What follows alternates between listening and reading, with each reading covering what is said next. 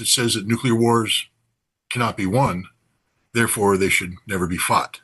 And that's supposed to be a foundational premise. And yet our nuclear posture actually talks about how nuclear wars can be fought and why we expect to win them. So there, we see a certain amount of insanity. Most recently, the nuclear posture review, and then what's followed up is the nuclear employment plan, which is a very classified document. It's basically the nuclear war, the war plans. It went through a restructuring under Joe Biden because we were concerned about the limitations placed upon the American force by New START treaty, the last remaining arms control treaty that capped the number of deployed strategic weapons at 1,550. And this was a bilateral treaty between the United States and Russia. When the treaty was negotiated in 2009, 2010, China wasn't a factor. It was a nation that possessed several hundred nuclear weapons. They had a nuclear posture, which was purely defensive in nature, the no first strike policy, older weapons, we weren't concerned. And yet the fact that the dilapidated state of the Chinese nuclear arsenal, strategic nuclear arsenal, caused us to get cocky. When we spoke about Taiwan, the hint was always if China were to move on Taiwan, we'd intervene, and if China resisted us, conventionally in a manner which placed our intervention at risk, we would respond with nuclear weapons. And one of the things we talked about was the concept of a preemptive nuclear strike, because China's nuclear arsenal was so small that we could actually use very little of our nuclear arsenal and eliminate China's nuclear capabilities. Well, the Chinese listened. And of course, China being China, decided that they were going to engage their very good defense industrial base, and they began to build new nuclear weapons. DF-41 is a solid propellant ICBM that's better than anything we have. We can't even build a solid propellant ICBM anymore. The Sentinel, which we're trying to replace the Minuteman III, is prohibitively expensive. May never get built. But the Chinese built the DF-41 rather quickly. Then they went out and they dug 300 holes in the western deserts of China and took 100 missiles and said, we're going to play, whack-a-mole. If you think you can take out our force, you have to target all 300. Now, that means that our targeting became very complicated because we don't know where they keep the missiles. And so we have to hit them all. And when you divert a strike package for 300 separate targets, it's not one warhead per silo. We actually have a plan, or there's ways that nuclear targeters talk about collapsing silos, probably classified, so I won't go into too much, but you allocate the capability to the desired result. But to do this with China, we suddenly were draining a significant portion of our nuclear arsenal, and they said we aren't unable to maintain the ability to strike Russia and China simultaneously under New START. So we redid how we target. And Theodore Postal has written a very good article about this, about changing the fusing and such, so that we now can do one weapon per silo. But the Chinese looked at this and they said, so you guys are preparing for a preemptive nuclear strike against us, and they further enhanced their nuclear capabilities, the stupidity. This is one of the driving factors behind the United States not renewing New START treaty in February of this year. We allowed it to expire because it's just easier for us to do away with arms control so we can build more nuclear weapons so that we have sufficient weaponry to take on the Chinese. But this is at the strategic level. This is still, we're dealing here with, you don't go from A to Z in this scenario, Z being nuclear exchange. There's a lot of conventional, escalation ladder stuff that's going to take place beforehand. Premise on the notion that we maintain, as Trump said in his national security strategy document, that we will maintain conventional power overmatch over the Chinese. We have this belief that our technology and the quantity of weapons and the quality of weapons is such that we have overmatch against China conventionally, and this alone settles the issue of whether or not there would be a nuclear war with China, because China will be defeated by us conventionally, and we don't have to worry about this escalation. This is premised on things such as sufficient quantities of long-range standoff strike weapons, sufficient quantities of anti-missile interceptors, PAC-3. These are all things that are factored into this thinking. The same holds true with Russia. If you remember back when the early on in the special military operation, the West put forward this notion that Putin was panicking. He wasn't, never has been, but we said he was panicking, and that he would use nuclear weapons against Kiev. There was a big fear in 2022, 2023 that, oh my God, the Russians are going to use nukes. And so NATO and the United States made a very public announcement about if Russia were to nuke Ukraine, the response would not be nuclear, but it would be conventional and overwhelming. That Russia would be taught a lesson that it's never experienced before. That if they dare put a nuke on Ukraine, our conventional overmatch is going to swamp them, come in, take out everything. It's going to be the end of Russia. Don't even think about it, Russia. Conventional overmatch, premised on long-range standoff weapons and high-quality ballistic missile interceptors to protect ourselves. Now we go to war against Iran. The first thing that happens is the concept of conventional overmatch immediately goes out the window. I don't know what these people were thinking. We couldn't beat the Iranians, and we were thinking we could beat the Chinese and the Russians. So right off, there's a problem with the quality of our weapons. They're not that good. They're not as good as we thought they were. There's also a problem with the quality of our targeting, having subordinated targeting away from targeteers like myself to Palantir-driven AI targeting models. We dumbed it down, which means that what we're hitting isn't hitting what we want to hit, et cetera. And then the Iranians were able to use ballistic missiles against us in a manner that caused us to use a lot of our interceptors. We ran out of ammunition, and we didn't defeat the enemy. That was a big problem. The 39-day war ended on day 39 because we simply ran out of the ability to continue the conflict. Now, we took a pause. Donald Trump admits that he lied about the MOU. He lied about it. He just was taking a pause to get oil and bring in ammunition. Where'd they get the ammunition? They stripped it from South Korea. They stripped it from Japan. They stripped it from Europe. They stopped sending ammunition to Ukraine and rediverted it to bring it all into the Middle East. And then we started the war up again, and we ran out of ammunition. And what did we do next? We went to our stockpiles. And the strategic reserves that the European war commanders and the Pacific war commanders rely upon. And we stripped those. And then we started renewing, and we ate through these. And when we're told that there is no more conventional munitions, this is the truth. We don't have sufficient long-range strike resources to last more than a week against the Chinese. We have no ability to defend ourselves against North Korean or Chinese ballistic missiles. We have depleted almost the totality of our high-quality PAC-3 things. The same thing in Europe. The idea of sending a devastating strike against the Russians is laughable. We don't have those weapons anymore. If you remember, General Chris Donahue earlier this year gave a speech at Wiesbaden when he spoke. He was the commander of U.S. forces in Europe, and he said, Kaliningrad is just 49 miles wide, and we can just take it off the map. We have the ability to do this. We've been preparing for years, precision targeting, et cetera. We can take everything out. Well, Chris, you can't do that. Well, Chris is fired, so it doesn't matter. The guy took over. You can't do that because you don't have any ammunition. I mean, even if your targeting is good, you don't have the ammo anymore. Plus, now when the Russians respond, you can't defend yourself. So we have literally dropped ourselves down to where we cannot wage war at all. Conventional war, we can't wage conventional war now against a peer-level enemy. I'm not saying that we can't start one and win. We can't start one. It would be over on day one. We lack the capacity to inflict any meaningful harm, and we lack the capacity to defend ourselves against what would be an overwhelming response. Look at Ukraine today. No air defense.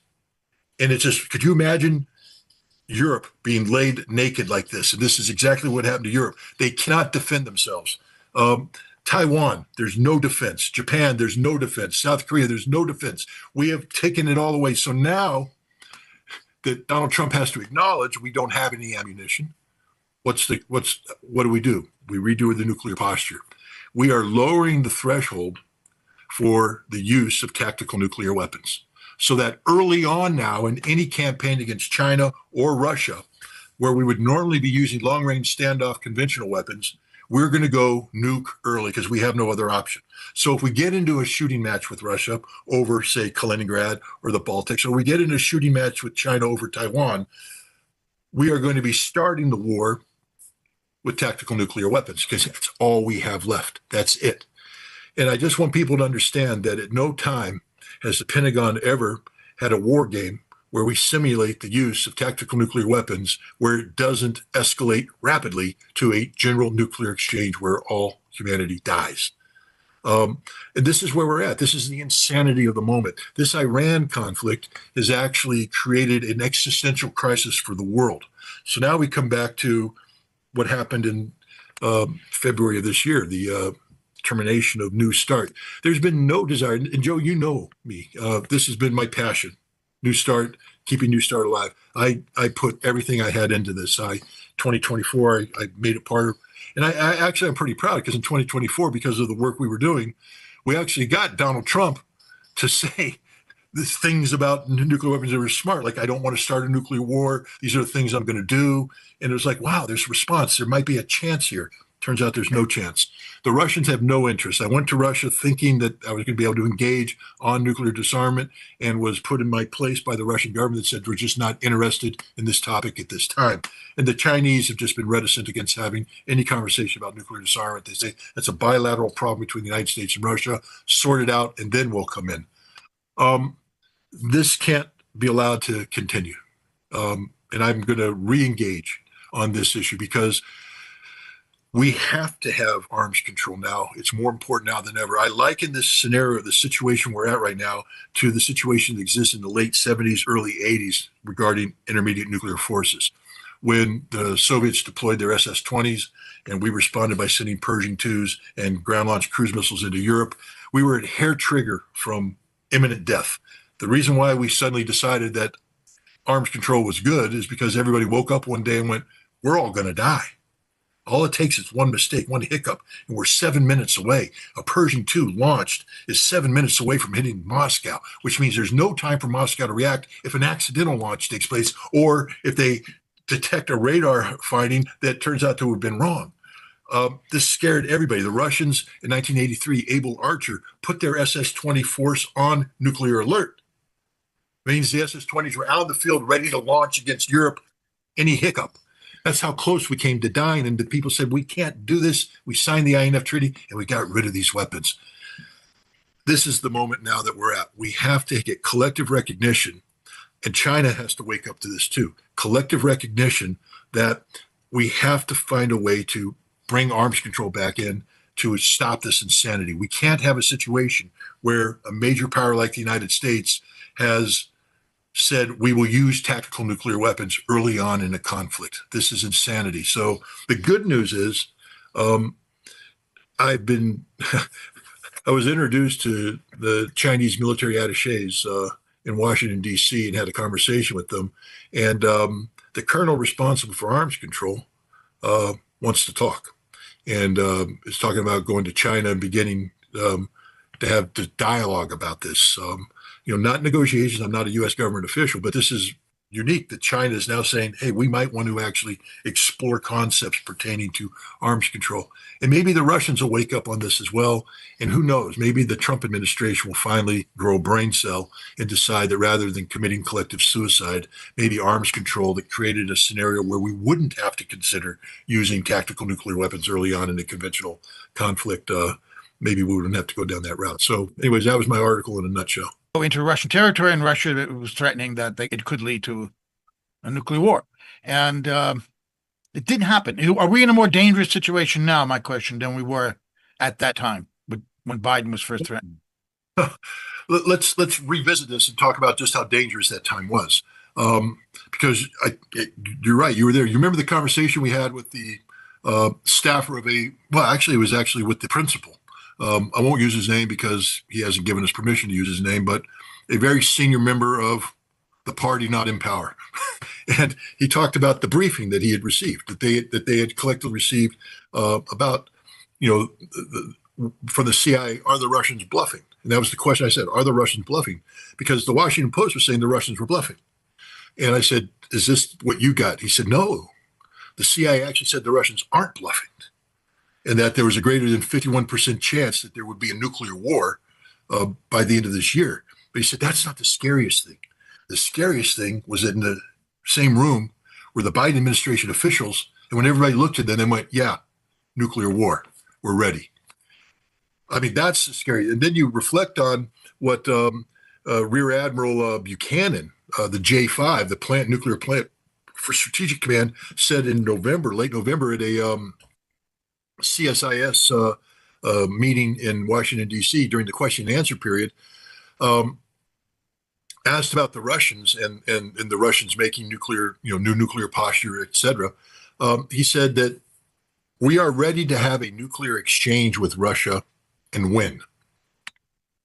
So a nuclear exchange means nuclear war. People need to understand that. But the interesting thing is he said, maybe it's time we be honest with the American people about what winning means. Because it doesn't mean that life continues the way it does today.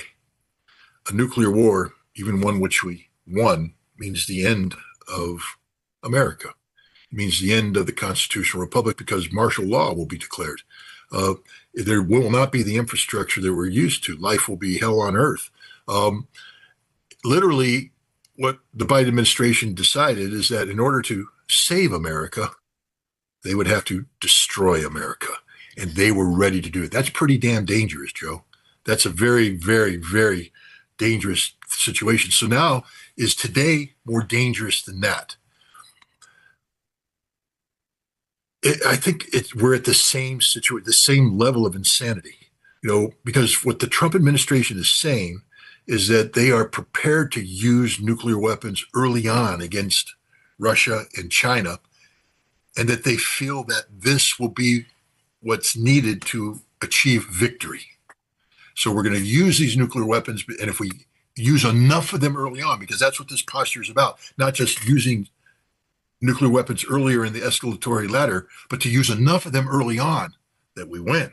So it's the same concept, the same insanity, which comes back to, a notion. When we talk about the nuclear enterprise, there's no difference between the Democrats and the Republicans. The nuclear enterprise, the American nuclear enterprise, is apolitical. It's a disease of America, an addiction of America to nuclear weapons. It doesn't matter what your party affiliation is. At the end of the day, we will always default to going to nuclear war unless we get arms control. And we need John F. Kennedy, the spirit of Kennedy. We need, a visionary to recreate, to resurrect the Arms Control and Disarmament Agency and make arms control one of the driving factors of American diplomacy, no longer subordinate. What's happened recently is that we've done away with, dedicated arms control professionals. We now, for instance, under the Trump administration, the person responsible for arms control is also responsible for counterterrorism and counter narcotics, which means that arms control is at the bottom tier. Nobody's talking about arms control anymore. We need to make arms control a principle in the national security team with dedicated staff. And we have to say this is the primary focus of our national defense policy, is how to prevent a nuclear war. We have to re-engage diplomatically. We have to be understanding that we can't fight a nuclear war. And this is going to require the American people to wake up. Very rarely does anything happen in a vacuum in Washington, D.C., meaning on their own volition. You don't often get, politicians and bureaucrats to wake up one morning and go, I should have had a V8. We should be doing this completely different. There has to be political impetus. And this is where I think what Richard Wolff was talking about, these same kids that are out there, refamiliarizing themselves with socialism. I think these are also the same kids that we should be engaging with on issues relating to arms control and the necessity of nuclear disarmament, because the same future they're worried about economically is being threatened by nuclear weapons. And if they can start electing politicians, which they've proven they can do, maybe the politicians that are in power will understand that they have to change the way they're doing things in order to stay in power, to win this vote over. And if we make not just economic change in America, but national security change, like Gaza. people woke up about the genocide in Gaza. And well, Joe, you know that how I feel about Hind Rajab. You know how I feel about Gaza, and everybody should understand that it's very important to me. But Gaza is one place in the earth. A nuclear war destroys all of the earth, and we have to be engaged on nuclear disarmament because it it invokes a level of destructiveness that would make Gaza pale in comparison. Here's the problem: both in Europe and in the United States, I mean, for decades now, when the Cold War ended, we had in the United States very advanced Russian area studies programs at our universities. And we trained military professionals and we trained diplomatic professionals to be subject matter experts. And these people understood the reality behind U.S. Russian relations. Today, we're not allowed to engage in an honest fashion intellectually on Russia. I mean, what I'm trying to do, I call it waging peace. I go to Russia. I investigate what I call the Russian reality. I capture it. I bring it back through a podcast and through writing and stuff like that. That was deemed by the Biden administration to be one of the great threats. I mean, that's why they took my passport, so I couldn't keep doing that, and that's why they raided my home to accuse me of being a Russian agent because that was not the message they wanted. They wanted to keep the dumbing down of Russia. Why? So that people could say that Vladimir Putin is bluffing, that Russia is weak, that the Russian economy can collapse, to create these fictitious narratives about how weak Russia was to justify the policies that we were embarked on. Nobody wanted to talk about the truth, about the resilience of Russia, about the strength of Russia, about the danger of Russian retaliation. We didn't want to have that conversation. And so there in Europe today, it's the same thing. They've been infected with the same Russophobia that America's been infected with. What this means is that when they speak about Russia, it's not that they believe that they can win a nuclear war against Russia. They believe Russia's bluffing. They believe that it's all bluster, that Putin's so weak that the only thing he has left is to rattle that nuclear saber. And that's it. It's an act of desperation. And so they will double down. They say, we're going to double down. We're going to double down. But anybody who knows Russia, who studies Russia, understands that, I mean, there's no bluff here. There's an old saying, that the Russians are slow to harness, quick to ride. And it's a good thing, especially when it comes to nuclear doctrine. The Russians aren't going to jump on the nuke. You talk about people in Russia. We know Sergei Karaganov is a name that dominates this debate. We know that in 2023, I believe, he first published a paper that postulated the question, would America be willing to trade Poznan for Boston?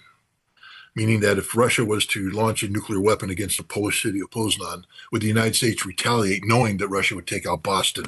And the Karaganov's thing was, no American would trade Boston for Poznan, which means that Russia should take advantage of this by using nuclear weapons preemptively against Europe to send a signal to the Europeans. Well, Vladimir Putin quickly came out and said, no, that's not our policy. But then in 2024, Vladimir Putin invited Sergei Karaganov into the inner circle to redo Russia's nuclear posture. And Russia's nuclear posture, which was published in 2025, set down the conditions under which Russia could use nuclear weapons. One of those is if nuclear powers like the United States provided a non-nuclear power with the ability to strike deep into Russia conventionally, that could trigger a Russian nuclear response. Hence what we talked about with Joe Biden giving Ukraine the ability to use the ATACMS missiles deep. At that time, we talked to people, and for whatever reason, whether we triggered it, we were part of it, Donald Trump did exactly what we were asking Donald Trump to do. He made a public statement saying, when I'm president, I will not authorize ATACMS strikes deep into Russia. And the Russians went, okay, then we're going to hold off. But I think Europe is just dealing with ignorance right now. They think that Russia's bluffing. I don't think that they want a nuclear war, but their incompetence is getting us to the point. I mean, when you have a German foreign minister, a former foreign minister, come out and say that Kaliningrad is German and should be returned to the Germans.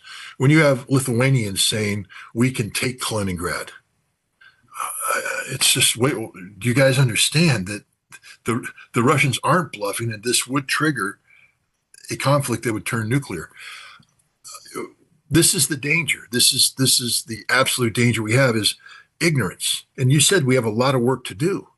One of the things that I've been trying to do, and it's very difficult to do, um, is to set up a mock start treaty negotiation. Because sometimes the people in power have to be sort of shown, led to water and said, look, let me teach you how to drink. You're thirsty. Let me teach you how to drink. A mock negotiation. And was working. I had a Russian institution that was ready to do it. Um, some interest on the part of the Russian government. And we were working on the United States, but this was to keep New START revived. And then New START expired, so I did away with it. Maybe it's time to revisit this issue and have mock treaty negotiations where we go through these issues, we work these issues out to see what a treaty could look like. Not because we're not actually negotiating, but go through the process of what a treaty could look like. What are the problems that would come up? And that process is educational. So people are looking at that, and it's not just about arms control, but it's about recognizing the danger that exists.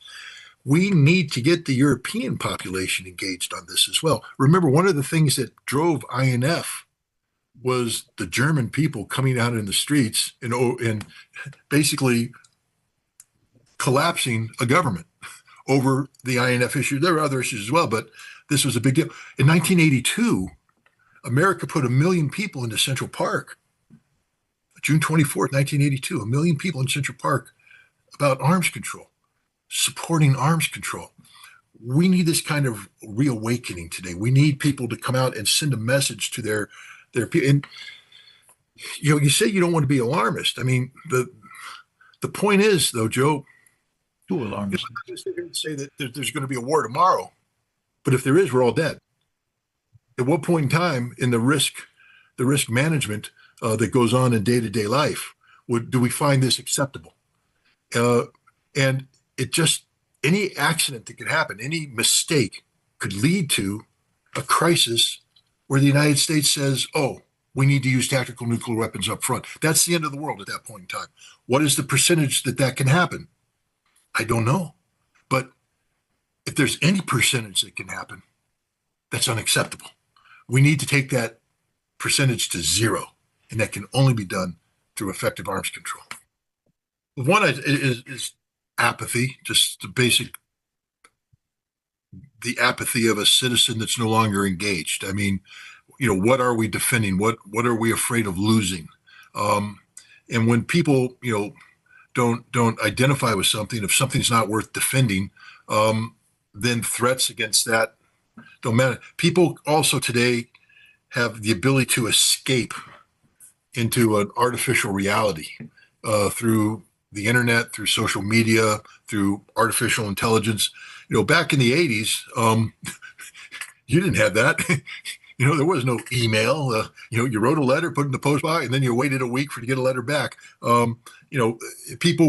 Life was different, and people were living life, and I think life had meaning. Plus, when we spoke of nuclear war, because in my article I said, let Hiroshima be the reminder. I said, let Hiroshima be the reminder. But, I mean, when people today look at these movies with the computer-generated graphics, I mean, hell, we blow up entire universes. I mean, there's things happening. We become so immune to the horror of a nuclear holocaust. I mean, what happened to Hiroshima is nothing compared to what happens in some of these, terror movies that come out. People stop viewing that as being real. I remember when the movie Oppenheimer came out, and I was so excited about this because I said, this, if it's done right, will bring terror into the hearts of everybody when they see. And I remember watching the scene as they set up the nuclear test, and I'm like, this is going to be it. This is going to be the thing that's going to wake the American people up. They're going to see this and they're going to go, oh my goodness. And it happened, and I went, that didn't scare me. There's nothing, because it didn't scare me. It was like cool. People were going, oh, nice effect here, nice effect there. But nobody went, oh my God, that could be happening to us today. People have lost the ability to view nuclear war as real. Look, when I was a kid, and I've told this story before, my dad would go down into the bunker when we lived in West Germany, and that meant that things were happening.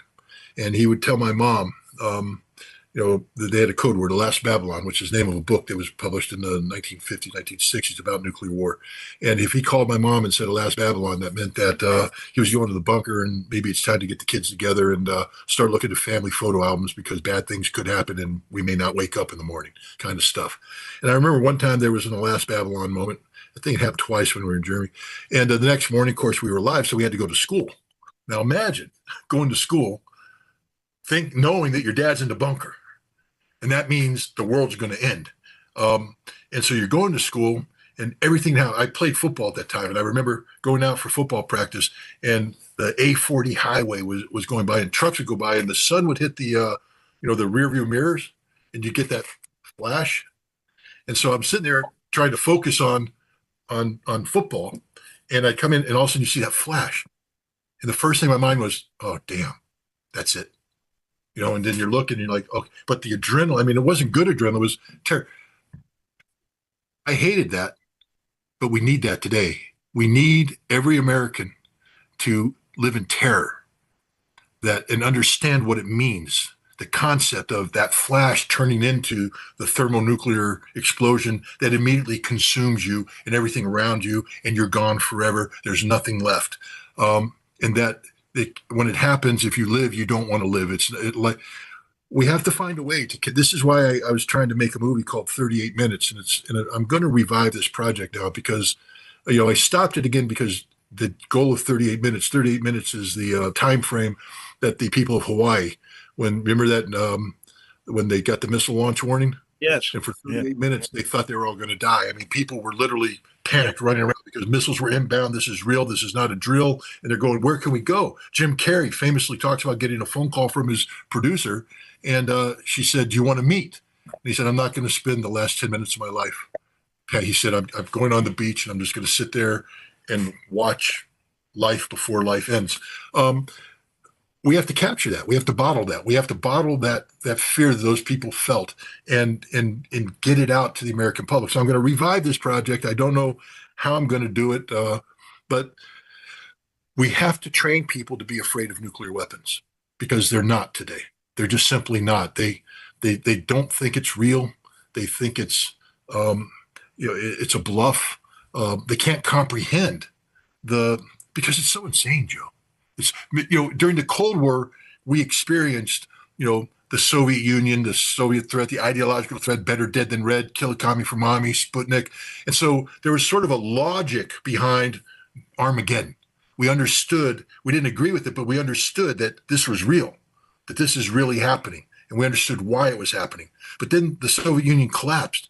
And that complete foundation of logic went away. And so people today they can't go from A to Z. During the Cold War, we went A, B, C, Cuban Missile Crisis, D, E, F, G, Prague, H, I, J, this. And there was this escalation of things that happened that we went, oh, God, yeah, boom. Today, there's none of that. Nobody looks at Russia today and says, oh, we fear existentially, or China. I mean, China's a cool place. Hell, you go to China, you can go out in a AI-driven drone. I mean, they literally have flying cars in China now. You can go in there and they fly you to where you want to go. China's cool.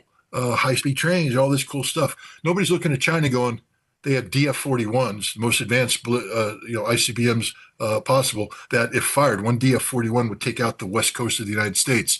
Nobody thinks about what would happen with 100 kiloton warhead blows up over LA and the amount of death that would happen. No one thinks about that anymore. They don't understand that in China, there is this capability, not just to fly cool drones and all this stuff, but to destroy America. In Russia, the Sarmat missile, one Sarmat missile, the heavy ICBM, will take out Europe, will take out all of Europe. One. And the Russians have a whole bunch of them. They have the Poseidon, which can sit off the coast. Right now, it's an underwater remote drone. They can fire it from their submarine, and it sits off the coast at the bottom, undetectable. And when triggered, comes up a huge, massive bomb